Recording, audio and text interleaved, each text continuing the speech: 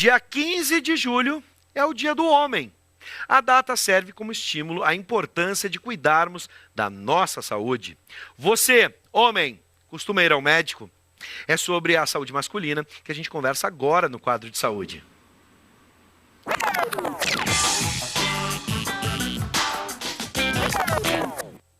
Com a gente, o urologista e presidente da Sociedade Brasileira de Urologia, seccional Rio Grande do Sul, doutor Alexandre Fornari. Boa noite, seja bem-vindo, doutor. Boa noite, muito obrigado pelo convite. Bom, e os meninos que estão nos assistindo aí podem mandar suas perguntas, suas dúvidas por mensagem de texto, e as meninas também, né, se tem curiosidade a respeito, pelo WhatsApp, 99588-2374, só mensagem de texto. Também mande sua sugestão de temas que você quer ver aqui no quadro de saúde.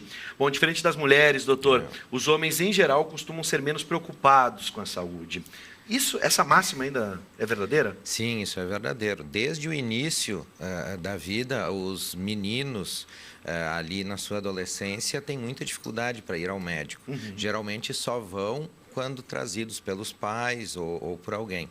E durante a vida adulta isso se continua. O homem sempre tem aquela coisa instintiva, natural de cuidar dos outros, da saúde dos outros, de se sentir responsável pela saúde dos outros e não se cuida. Sim. Vamos começar com os meninos mesmo, né? Já na adolescência. Qual o melhor momento para a gente, por exemplo, procurar um urologista? Já dá para pensar, por exemplo, no início da puberdade ou, por exemplo, a partir da primeira relação sexual? Enfim, como é que os meninos devem se comportar já na adolescência, por exemplo? Perfeito essa tua colocação, Bives. Isso tem sido um tema recorrente na Sociedade de Urologia. O que acontece? Para as meninas, existe já um conceito na sociedade de que devem procurar o ginecologista na época da primeira relação ou quando vão iniciar a sua vida sexual. Para os meninos, isso sempre ficou meio implícito. Não, vai lá que vai dar tudo certo e era isso. E, na verdade, hoje a gente vê que não é bem assim. Tá? É importante se ter uma orientação um pouco mais apurada para que eles iniciem a sua vida sexual com segurança. Claro que o mais óbvio é a proteção contra doenças sexualmente transmissíveis, que aqui no Rio Grande do Sul, especialmente em Porto Alegre, vem aumentando muito. A gente tem ali já a gonorreia multiresistente, aumento importante do número de casos de sífilis, doenças que a gente não considerava mais e que vem aumentando. Mas não só isso, né? A prevenção da gestação e das doenças sexualmente transmissíveis são importantes, mas também o início da vida sexual e a qualidade dessa vida sexual. A gente sabe que nos adolescentes, tá, quando estudados, os estudos são poucos, mas eles têm mais disfunções sexuais do que os adultos. E por que isso? Porque esse início da vida sexual às vezes é meio conturbado. Tá? Hoje não é no melhor lugar, às vezes tentam se agarrar numa festa, já chegam, como dizem, atropelando no linguajar dos adolescentes, acabam não se conhecendo muito bem e nem sempre a relação sexual, a primeira, funciona como deveria. E depois a gente sabe que isso cai. A gente tem mais ou menos 50% de disfunções sexuais ali nos adolescentes. Quando chegam ali em torno dos 25, 30 anos, isso cai para em torno de 30%, justamente porque eles aprenderam.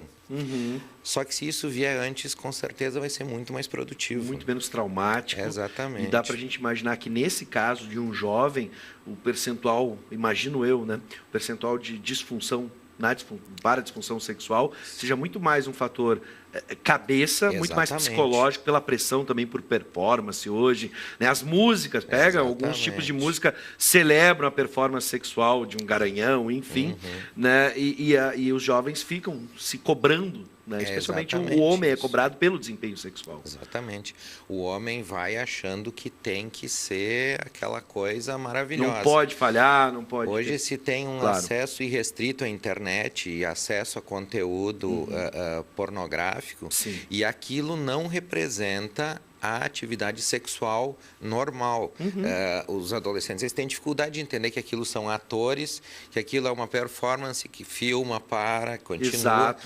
Aquilo não representa a normalidade, mas É o objetivo, o que eles têm como meta, e é difícil que isso se concretize. É bom a gente falar sobre isso. Gente, a gente costuma dizer que televisão é uma mentira, que tem edição, tem isso, tem luz, parará e parará. Ali funciona da mesma forma, né?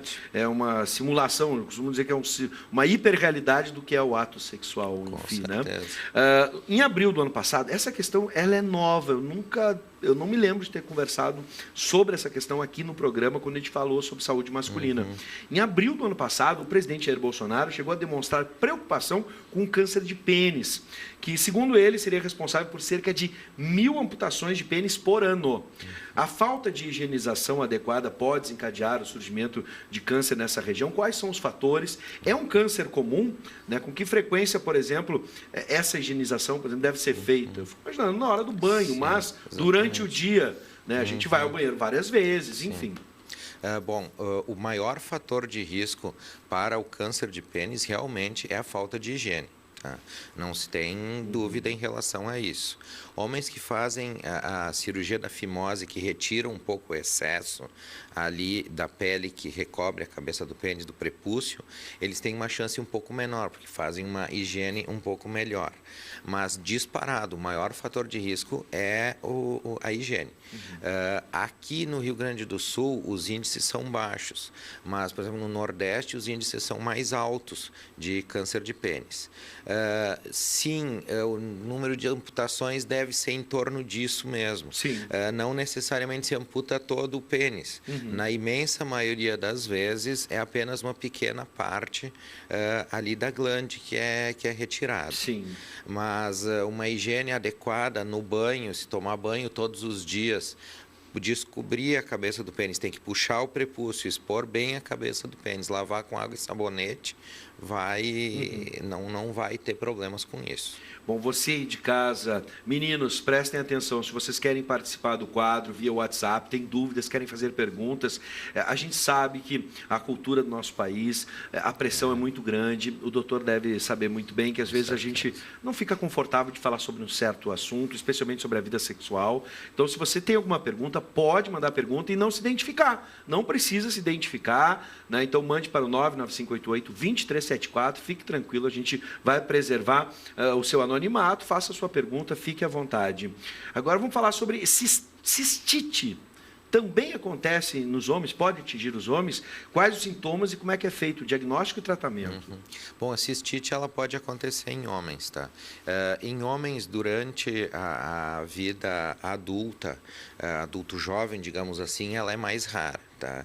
Ela pode dar em crianças, meninos, no caso, que tem algum problema, inclusive a fimose é uma das causas de infecção urinária. E ela é mais comum em homens a partir dos 50 anos, quando começam a ter problema de próstata. Aí as infecções urinárias, as cistites, elas começam a aparecer. E os sintomas são clássicos: dor para urinar, ardência, tem que urinar mais seguido, às vezes à noite, pode ter até sangue na urina, sangramento na urina é um dos sintomas. O tratamento é com antibióticos da mesma forma e em homens sempre a gente tem que investigar a causa. Porque é incomum que tenha um cistite sem ter nada, nenhum problema de próstata, por exemplo. Bom, doutor, agora eu vou pegar, para a gente fechar, a faixa etária a partir dos 40, o homem já adulto, já pensando também na melhor idade. Os principais problemas, às vezes essa conversa é difícil, né? Dentro do consultório, justamente pelo que eu falei, as relações culturais que a gente tem, aí o cara não quer se abrir. Qual o principal problema que a gente vê hoje? São os tipos de câncer, seja de testículo, próstata, rim, bexiga, são as questões de disfunção erétil e também dá para a gente pensar, por exemplo, na questão da andropausa também. Todos esses fatores chegam juntos, mais ou menos, na época dos 40, e é aí que a gente tem que estar atento? Sim, a única exceção ali é o câncer de testículo, que ele dá dos 15 aos 35. Tá, É a é mais faixa comum. etária. Então, nessa idade não vai aparecer. Mas em relação às outras patologias, a andropausa, que é a queda dos hormônios, que leva a sintomas tanto sexuais quanto não sexuais, a gente tem câncer de próstata, a gente tem a hiperplasia de próstata, que é quando a próstata cresce e leva a dificuldade para urinar. A gente tem problemas de ereção, tá? Mínimo 10% a partir dos 40 anos dos homens vão ter algum problema de ereção. E nesse caso, está muito mais ligado ao corpo, ao funcionamento do corpo, ou às vezes também é psicológica? Bom, tem as duas coisas, tá? Quem tem o homem, a gente sempre conta uma historinha. Depois que acontece a primeira vez de não ter ereção, na próxima vez que vai ter uma relação, ele não vai preocupado em ter prazer, em dar prazer para a parceira, no que vai acontecer. Ele só está preocupado se o pênis vai ter ereção ou não. E isso gera ansiedade, isso libera adrenalina, a pessoa sente um pouco de nervosismo e isso prejudica muito a ereção. Então, assim, alguém que tem algum problema orgânico e que tem algumas falhas, vai ter um problema psicológico associado. Não necessariamente precisa ir a um psicólogo ou psiquiatra para resolver isso, mas isso tem que ser abordado e tem que ser conversado. Tem que ser conversado com o médico. E a gente sabe, assim, por exemplo, os homens que têm disfunção erétil, problema de ereção, eles têm que ser, ali a partir dos 40 anos, eles têm que ser avaliados também por um cardiologista. Tá? A principal causa, a aterosclerose ou diminuição da vascularização, da chegada de sangue no pênis, tá? É uma das maiores causas, tá? E isso também acontece com as coronárias. Tá? Não é só as artérias que levam sangue para o pênis que entopem. O organismo é o mesmo. Então, a gente tem alguns estudos que mostram que a disfunção erétil ela pode vir até 10 anos antes de um problema cardíaco, de um infarto. Pode ser um alerta. Coisa. É um alerta e, nesse caso, a gente tem que também derivar. Então, além dos problemas urológicos todos que podem acontecer, dificuldade de ereção, dificuldade para micção, urinar muito durante a noite, ter um pouco do que a gente chama de urgência miccional, quando dá vontade tem que ir correndo, senão vaza. A gente também faz uma avaliação do indivíduo todo. Né? Está um pouco mais obeso, se tem alguma atividade física, hábitos, tabagismo, etilismo, essas coisas todas são abordadas.